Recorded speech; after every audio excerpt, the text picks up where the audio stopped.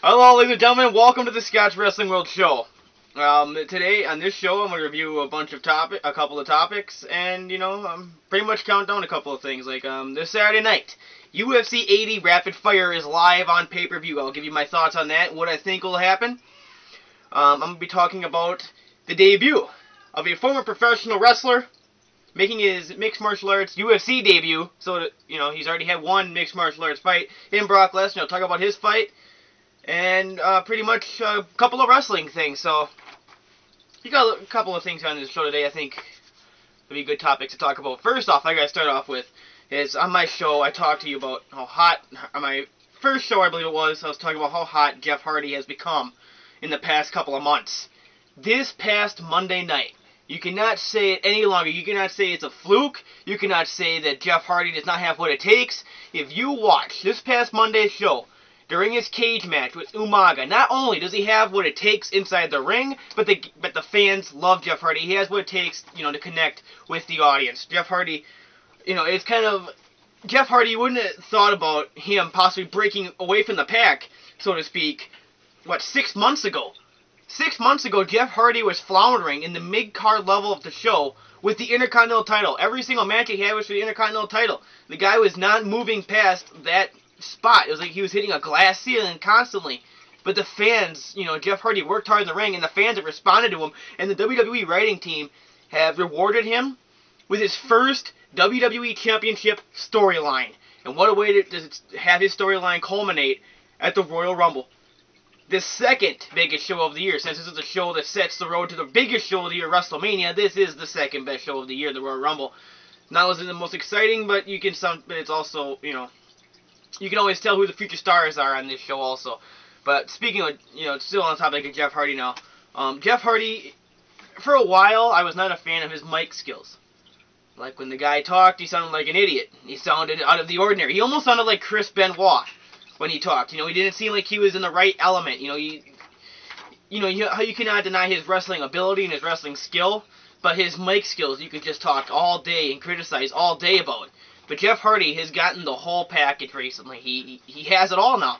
And if they did not give this man a WWE Championship run in the year of 2008, wow. I'll tell you, what a ball they're going to be missing with, what a thing they're going to be hitting out on. This guy could be a home run hit for the WWE. And it's not like WWE really needs it. It's not like they're in a desperate position where the company's relying on Jeff Hardy. You just do what the fans, the WWE always say, we give the fans what they want. Well, give the fans what they want and give Jeff Hardy the WWE Championship.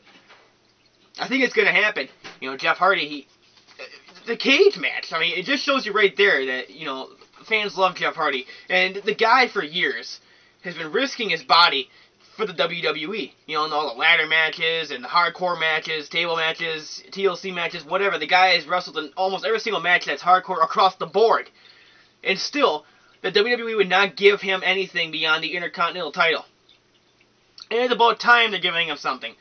And the guy still showed that even though he's getting towards the top now, he is still willing to take those risks to go the extra mile to make the match look good. Because that cage match, it's one of those moments in wrestling history and wrestling cage match history that is one of those things that did not have to be in the match. That's career threatening. It was life threatening if you look at it. If he would have landed on his neck or slipped, the guy would probably be dead right now, probably paralyzed.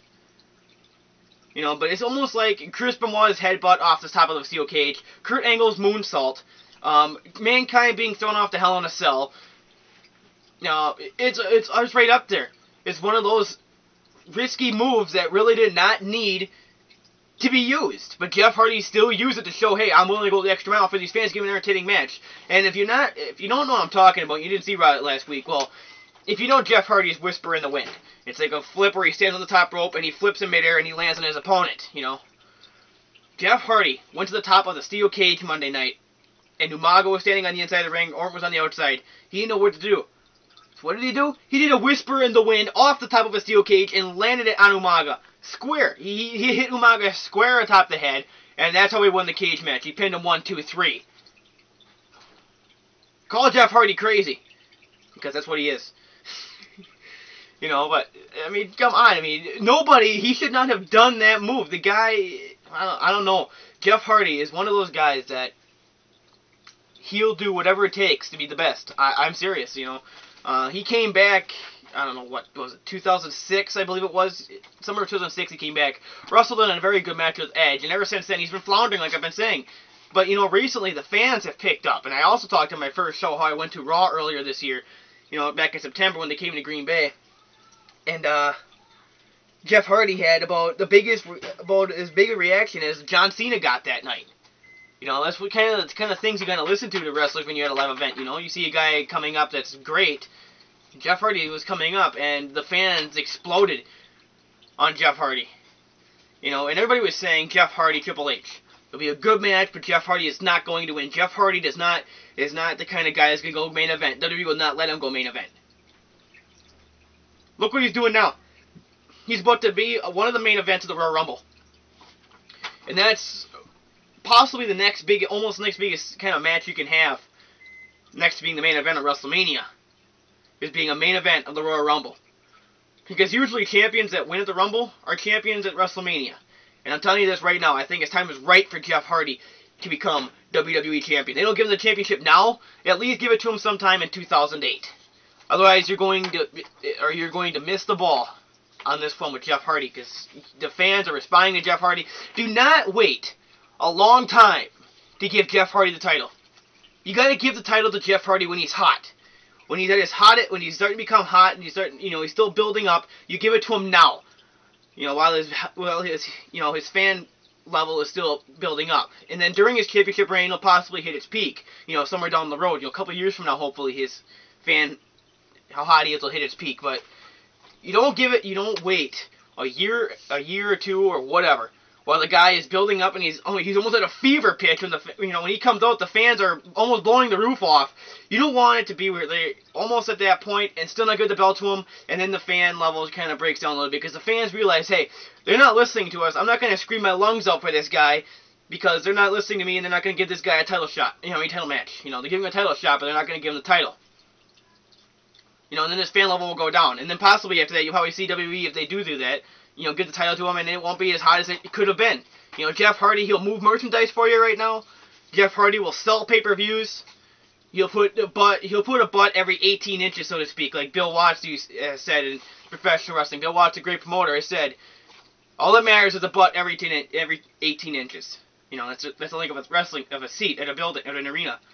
And Jeff Hardy will put some butts in seats. I guarantee you that. Right now, he will put the butts in seats. He's not the kind of marquee player like Triple H. Not the kind of marquee player like The Rock. Not kind of the marquee player like Stone Cold Steve Austin or even John Cena. But I guarantee you this.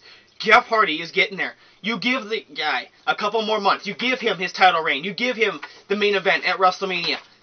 You set him up huge. And Jeff Hardy will become the kind of marquee player that Stone Cold, The Rock, Triple H, and John Cena are. And talk about how hot Jeff Hardy is. You know how hot he is? Then imagine how cold TNA's booking is. Yeah, that's right. Jeff Hardy right now is like so hot. Imagine TNA being that much hotter, but cold. Because TNA sucks. I'm coming right now and saying TNA sucks. TNA, I'll tell you what, when I heard about them at first, I thought, oh, this will be promoted, because it was back in 2002, and you saw a couple of promotions start up, and a year and a half, 2 years later, they're down the toilet, they're gone. You never even heard of the guys again. But TNA, they stuck around, and tell you the truth, TNA, they suck. This is nothing against the talent, This is nothing that has to do with AJ Styles, Samoa Joe, Kurt Angle, Sting, Christian Cage, Kevin Nash, Chris Sabin.